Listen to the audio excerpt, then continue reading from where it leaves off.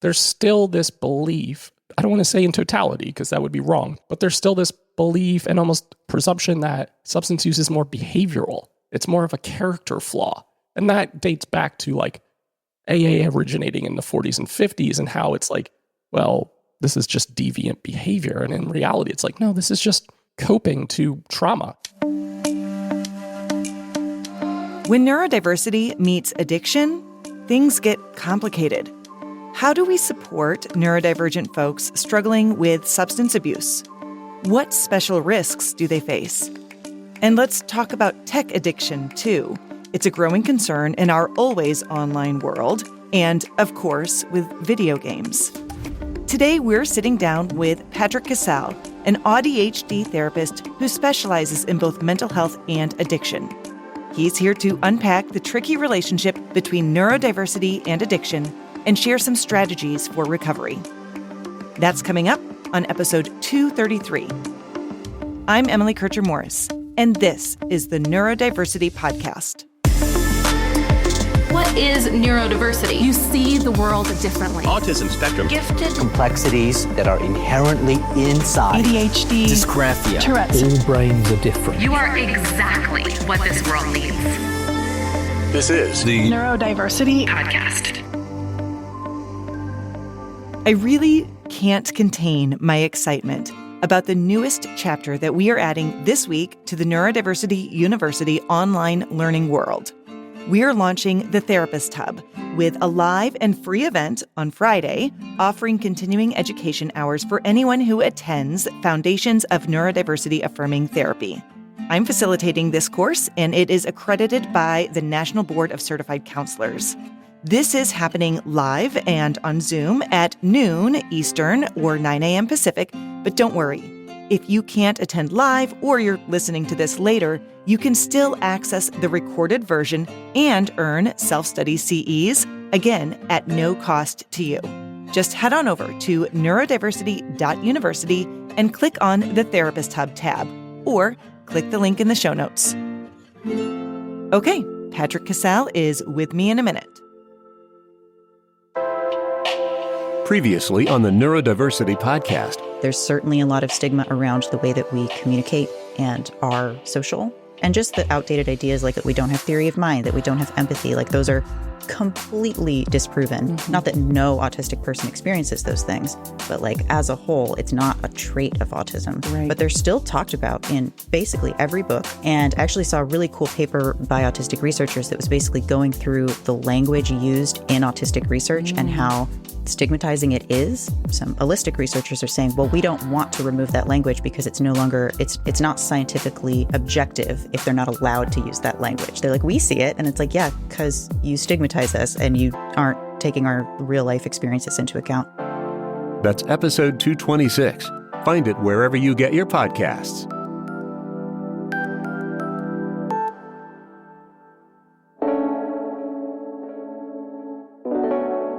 Patrick Casale is my guest. He is autistic and ADHD and works as a mental health clinician specializing in addictions in Asheville, North Carolina.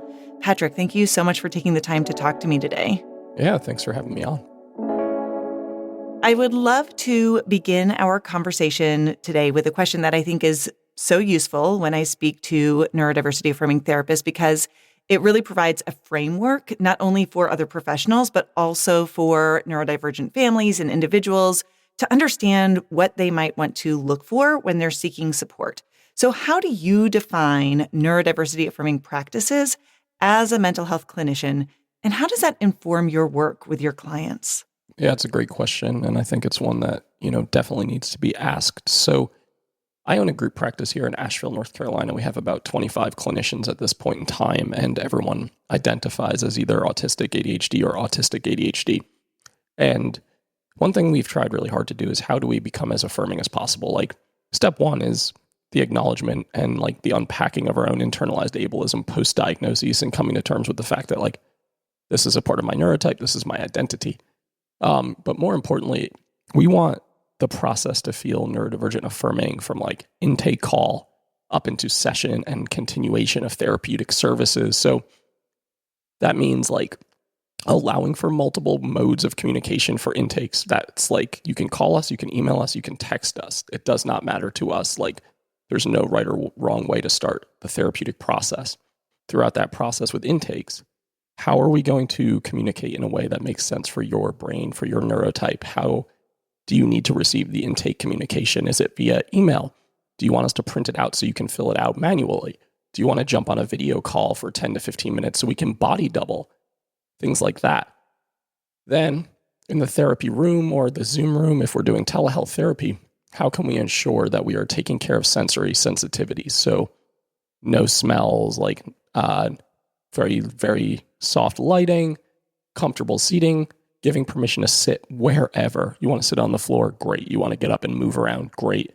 Basket of fidgets in the middle, etc. So I think these things are really, really important when we start talking about this. And, then obviously neurodivergent affirming language on the website too. And just ensuring that we're doing the work, that we can't just say we're neurodivergent affirming and then just check the box and leave it at that.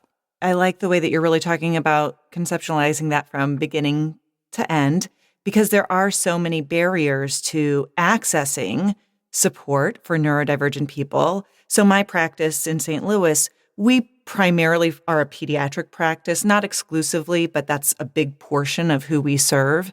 And what ends up happening quite often is that people maybe have gotten a diagnosis, they're looking for a clinician, but oftentimes, as you know, late diagnosed neurodivergent adults often come to a diagnosis through their children. And so they may not even realize why they're struggling with the things that they're struggling with. And it also comes back to this point that things that are neurodiversity affirming, it's all comes back to universal design in so many ways. And it's like, it's not just good for neurodivergent people, it's good for everybody.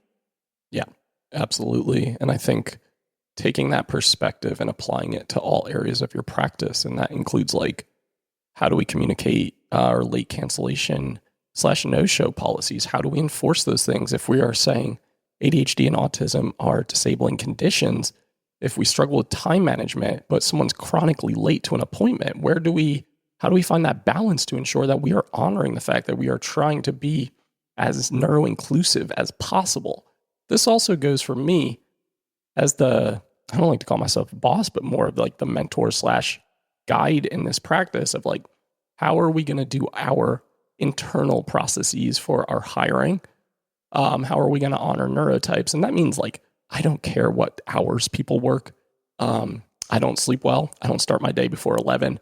I don't expect my clinicians to do things that they're not comfortable with. And it goes to also say like, communication wise, if you want to do one-on-one feedback or check-ins, do you prefer we meet on the Zoom with the video off? In person, phone call, text? So trying to get as creative as possible instead of saying like, this is the only way that we do things, because that just doesn't work for us. It definitely goes both directions, right? Where not only are we supporting our clients, but we're supporting the people who work with us. And I think that's also true. I find that in general, a lot of businesses really are beginning to be more understanding of neurodivergent employees. But it does influence everything. Like there's such a barrier just to get hired if you are neurodivergent. And how do we break out of the tried and true ways that things have always been done? Because what does tried and true even mean when it's only working for a certain amount of people? Yeah, absolutely. And that goes into like, what does our job application process look like? And how are we going to communicate about interviews? So for our autistic employees, I always ask, would you prefer before we meet to have a set like structured question list that you can kind of prepare for? Mm-hmm. For our ADHD therapists, I'm like, do you want to wing it? Do you want to see where this goes? I think it's about meeting people where they're at too, instead of saying as the organization, we only do things one way. If you can't conform to that, then you're not a good fit. And that just doesn't feel good for me. I've hired people via email communication before without ever meeting them face to face. And I think it's just being adaptable. And I've been in hiring positions my entire life in leadership roles. And I usually hire off my gut. One day it'll probably bite me. But ultimately, really good at picking up on energy and just like being really intuitive. So we don't need structured cover letters and like resumes that look a certain way. I think that a lot of that stuff creates so much unnecessary pressure and anxiety on the applicant. And then they don't get to show up in a way that feels authentic for them. And you might miss out on some really good quality employees if you're only interviewing or hiring in one specific way. Yeah, I love that. That's a great conversation. And hopefully, I know that not all of our audience are clinicians or employers, but I do think that, again, that framework is really useful in so many different environments, whether you're in the schools, whatever your industry might be, there are ways to think about that and apply it. So I want to shift our topic a little bit to one thing that we really want to focus on today, and that is about substance abuse and addiction. They're very important topics for everyone to know about so that they can protect themselves and look out for their loved ones. And I would love to hear you talk a little bit about the intersectionality of addiction and neurodivergence. So maybe just to start us off, you could share a little bit about some of the risk factors that are related to this overlap. Yeah, absolutely. So trying to think of where to start. I talk about this openly on my podcasts and in all other facets, but I myself had a gambling addiction for, 12 years of my life. I haven't gambled since June of 2012. But I also did not know I was autistic ADHD at that time. And zooming out with a different lens and perspective, it's like, impulsivity, the rigidity, thought processes, and like the need to resort to unhealthy coping skills because of masking constantly and because of feeling like sensory overwhelm all the time and social struggles and all of the things that come with a lot of the things that we experience as neurodivergent humans. I think it makes so much sense when we reach for something that feels like I need to figure this out in the short term. Like I need a short-term alleviation to the pain or the suffering or the experience that I'm having. And so many of us, especially autistic folks, struggle with like, I don't know if I ever like fully arrived. I don't know if I have the manual on how to do life. Socializing is so hard. I'm so overwhelmed. You hit that autistic burnout wall and maybe you don't know what's happening behind the scenes. Makes sense why alcohol is so easily accessible.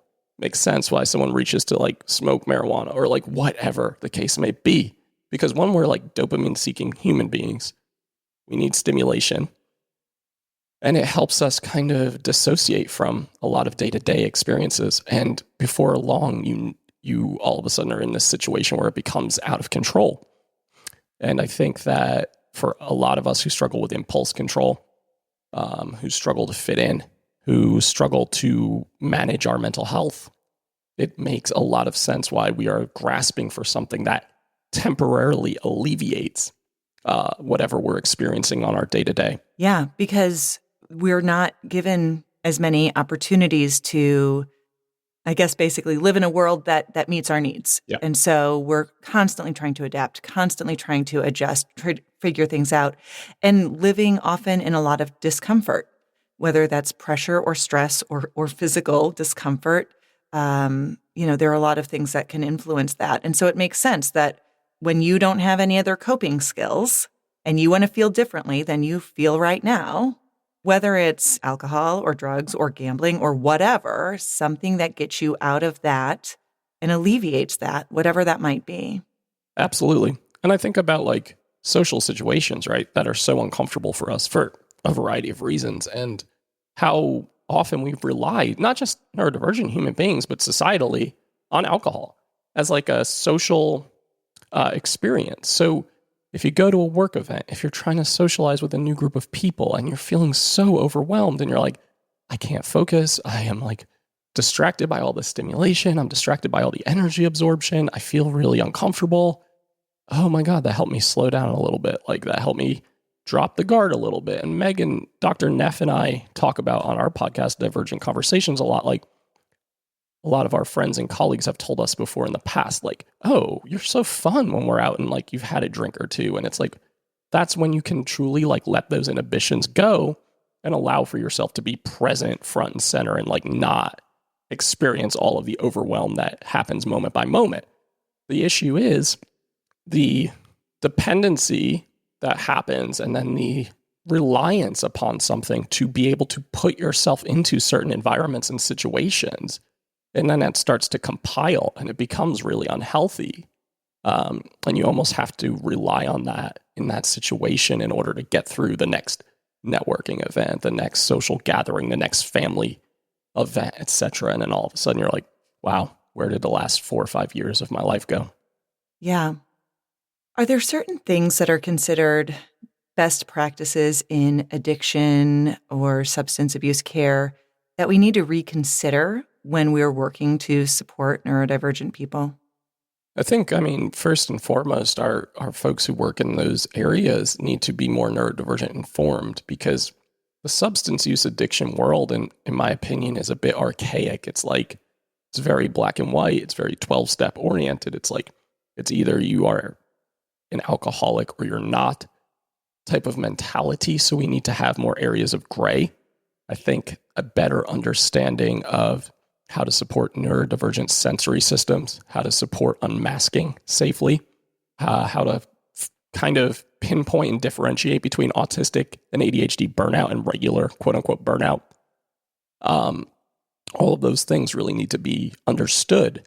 I really like SMART recovery, which stands for self-management and regulation tools. It's much more about how do we deal with distress tolerance? How do we deal with coping skills? How do we learn some of these strategies?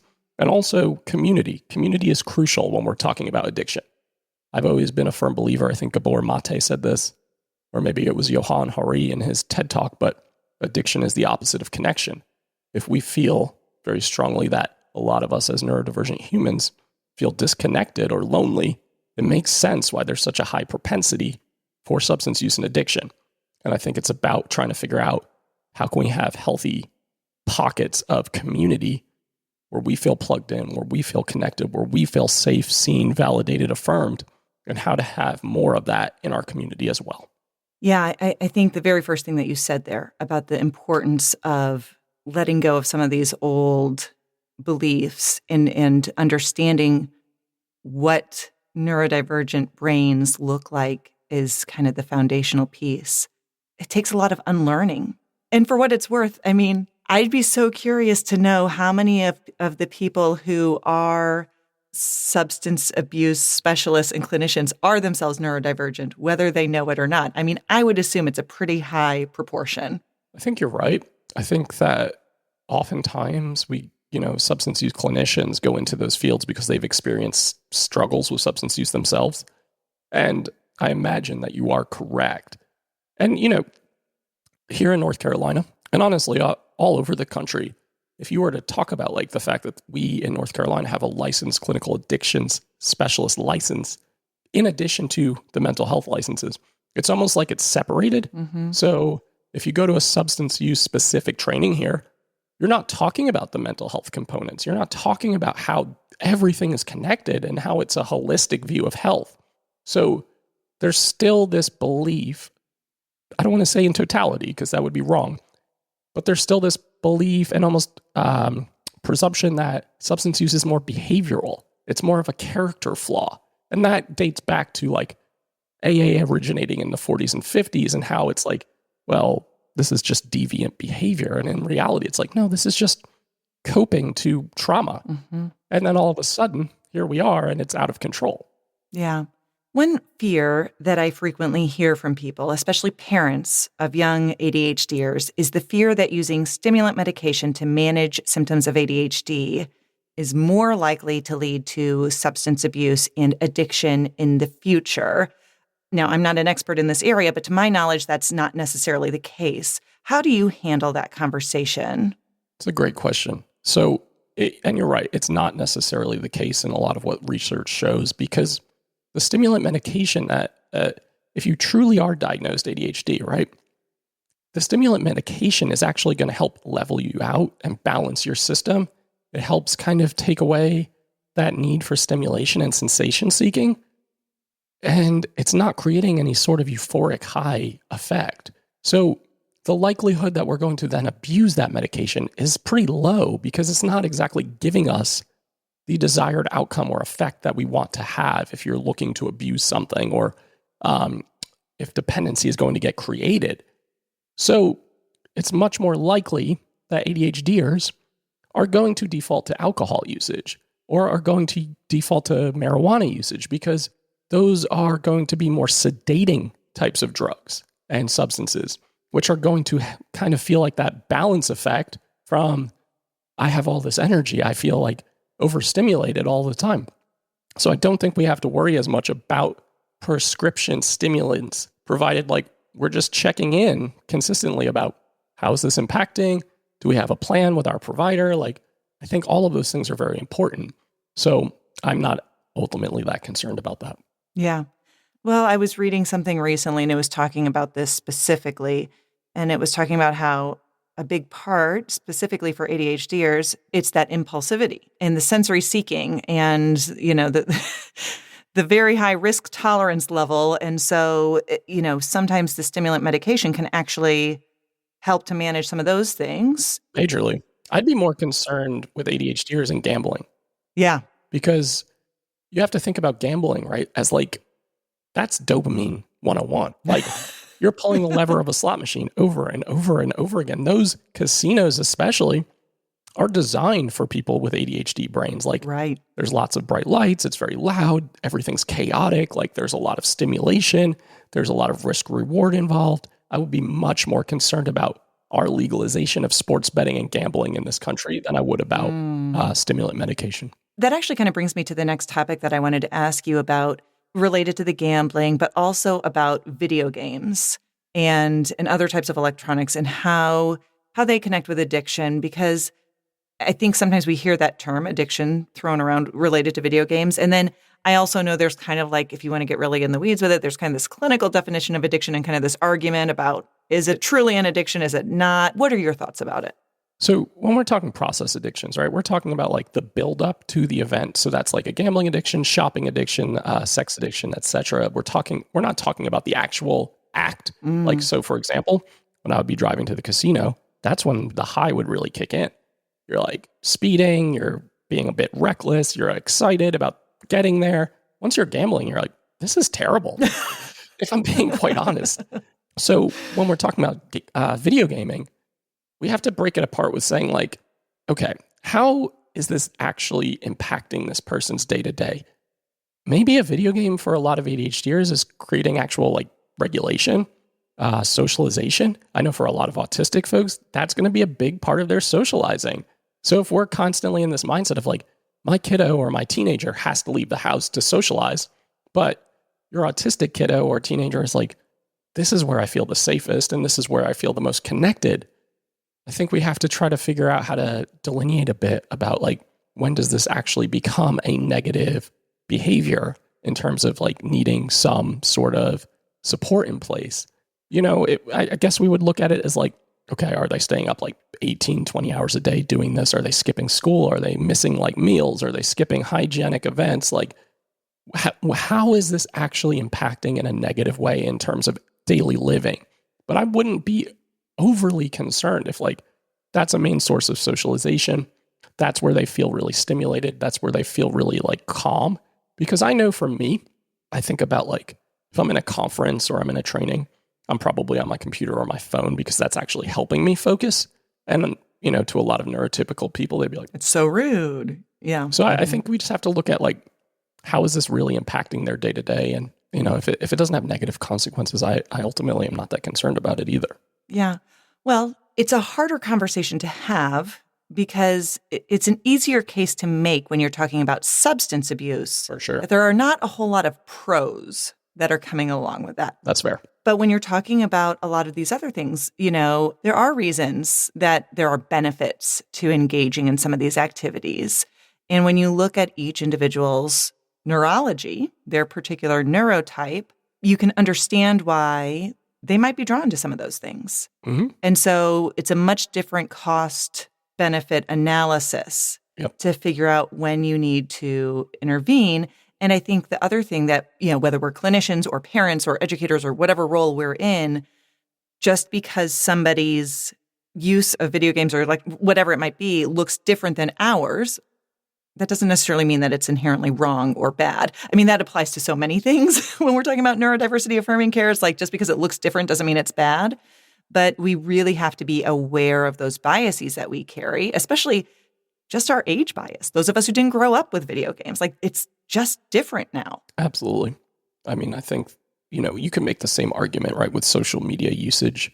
And there's definitely the ability to create dependency, psychological dependency with social media usage. It's designed to do that. It's designed to be very similar to a slot machine, like constant dopamine reinforcement. Mm-hmm. So I think it's just all about trying to find the balance instead of saying like it's either all or nothing.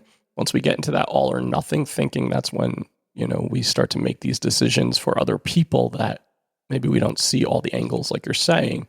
If you grew up without video games, if you grew up without social media, it makes sense why you would say, well, when I was a kid, we were outside all the time.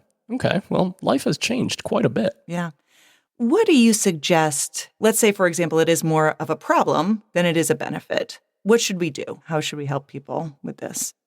I think finding some alternative special interests or interest areas for sure for us that really deep dive into the things that we love. So trying to really incorporate, even if it's a virtual club or a in-person club or something that we can do where we can get out of the house and disconnected from technology. You can set boundaries on these things. Like there are parental controls where after X amount of time, the app goes off or the game goes off. I don't really love reward systems. It feels too much more like behavior modification. Mm-hmm. But I do think that setting those boundaries, getting people connected in either virtual clubs like D&D can be really cool for some people, or just trying to explore these different interests and really helping motivate people to pursue those things. I know when I was a kid and a teenager, like special interest for me was reading, and I would disappear into books for days, sometimes weeks. And soccer, like trying to just figure out the one or two things that maybe we can pique their interest a little bit. And then how, as parents or colleagues or friends, can we motivate them to pursue the things that are really lighting them up? I always want to take the approach of like community connection over like isolation, removal, punishment, reward. Well, I think it goes back to when you look at what the function is. Yep. What are you getting out of this? And then how do we find something to substitute? Absolutely. I will just throw this one little comment in there, which is that I used to get grounded from reading. Oh, really? Uh-huh. My parents would be like, don't you want to go outside? I'm like, no, I'm good. Yeah. I just want to talk briefly about burnout, specifically related to neurodivergent people, because I do feel like there's a connection there with the substance abuse piece or the other addictions or whatever, because I think the more you get burned out, the more you sink into those things, so if it's video games or if it's whatever it is. So talk a little bit just about what is neurodivergent burnout? What should we know about it? Burnout's a heavy topic because I think I think burnout is a buzzword. Mm-hmm. We're talking burnout or self-care all the time, right? And autistic ADHD burnout is very different than like traditional burnout where you might be at work, overworked, whatever. I know a vacation's coming. That's going to help reset me. That doesn't work for autistic ADHD burnout. This is stuff that is impactful because our sensory systems take a massive hit. Our executive functioning takes a massive hit. Our energy absorption, our mental health declines rapidly. So sensory soothing and the sensory system is always paramount, I think, in all of this when we're talking about how do we rectify burnout. So I think that sensory soothing for sure has to be paramount. How can we figure out ways to healthily and safely unmask? Because those two things are not things we can often do in our day-to-days, especially if you don't feel comfortable talking about your neurodivergence in the workplace or around other people. Having that safe space to unmask, to stim, to watch a movie over and over and over again, to go into that deep, dark, like cold place, which is where I go to. And I'll just turn on Lord of the Rings or Game of Thrones on repeat. My wife will come home and be like, okay, we're not talking today. And I'm like, nope. So those two things are paramount, being able to unmask safely, sensory soothing. And that can be like hot showers. That can be like a lot of pressure. That can be sensory seeking, like stimulation seeking. That can be playing with your animals, etc. Get off the phone, get off the computer, disconnect from that technology, and really allow yourself to just be. But the thing is, we live in an ableist society, right? So a lot of people don't have the ability to just work from home. A lot of people don't have the ability to say, I get to make my own hours. So trying really hard to figure out how do we build in accommodations into our workplace or into our career or into our school settings, because otherwise you're just like compiling. And this is why we have so many adult diagnosed folks, right? Because we hit that wall and we're like, something is going on and I cannot find the solution. All of a sudden it's like, oh, well, you're autistic and you've been in autistic burnout for years. So this can take years to come back from. And I think that's what a lot of people miss too. Dr. Neff and I did a 2-part autistic burnout series on our podcast and kind of just went through all of this stuff. But I think the reality is just sometimes we have to openly admit that this is not going to be a quick fix. And that really does mean having to build in these little pockets into your day and into your week and into your time where you're really taking care of your sensory system and you're really taking care of your nervous system in general and giving yourself permission to unmask and to say no and to have some boundaries around your time. Because I think we have this propensity to like push ourselves to do more and more, and we just burn ourselves out, and it becomes really complicated to unravel. The image that people have of burnout in their minds is like living in zombie land almost, just like I'm going through the motions, I'm here, but man, am I miserable and don't feel like I have any autonomy or hope. And gosh, it's just really hard to kind of both to see it and to experience it. Yeah, it is really hard. And I think that's when we see a lot more meltdown and shutdown because your system's just like waving the white flag. Like I can't do this anymore. And that just, unfortunately, there's a lot of risk factor with neurodivergent burnout too, in terms of acute mental health struggles and stressors, suicidality, etc. Because people are just like at their limits when we hit that point. So that's why it's really important to be as proactive as possible in terms of how do you build some of these little things into your day-to-day if you don't have complete autonomy over what your schedule and day looks like. Patrick, I'm really grateful that you have taken the time to share your expertise today, even as you are recovering from the flu. Speaking of burnout. This brings me to my last question for our conversation. So if you had a neurodivergent client who walked into your office and, was dealing with some type of an addiction, what would you tell them? Like, what's the very first thing that you would really just want them to hear? I would just try to normalize and affirm the fact that they're not alone in this.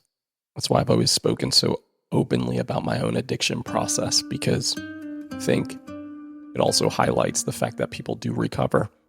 Like, if I've not gambled for 12 years and I have a master's and multiple businesses, things that I never would have had if I was still in active addiction, it just highlights the fact that with the right things in place, that things will get better, that we have to take it day by day. At first, it's really, really hard to see the forest for the trees, so to speak, and that there's not one right way or one black and white way to recover from an addiction, that everyone's a little bit different and we all need similar things. I think community is paramount. So just to openly state that I'm struggling with this thing that feels out of control is a massive first step for someone who's walking in the door, because there's a lot of shame and stigma that comes around. Like, I have no control over this thing in my life. And I think as humans, we all don't want to admit that. Patrick Casale, host of the Divergent Conversations podcast. Thank you so much for joining me today.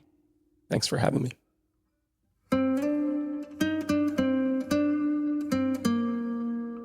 The idea of addiction, whether we're talking about video games, tech, alcohol, drugs, or something else, is really scary, and it's often a topic that is hard to address.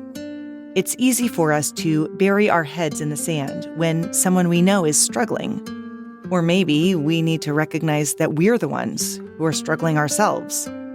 There are aspects of being neurodivergent that can complicate the idea of addiction, like how to sort through what's a tech addiction versus a special interest. or making sure that clinicians are able to take an approach that considers neurodivergence when finding ways to support a client. But ultimately, asking the hard questions and choosing to face these difficulties head-on is the best path forward. I'm Emily Kircher-Morris. I'll see you next time on the Neurodiversity Podcast.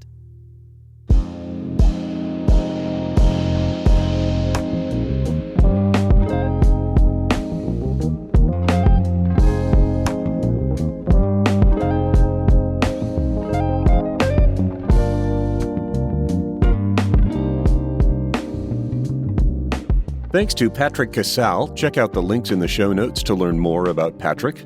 Also, you'll find the link to the free continuing education training, Foundations of Neurodiversity-Affirming Therapy. It's happening on Friday, July 12th. If you can't be there live, you can still access the video and get the credit. If you'd rather go directly, you can go to neurodiversity.university and get signed up. Our host is Emily Kircher-Morris. Our office manager and social media director is Krista Brown. I'm the executive producer, Dave Morris. For all of us, thank you for listening, and we'll see you next time.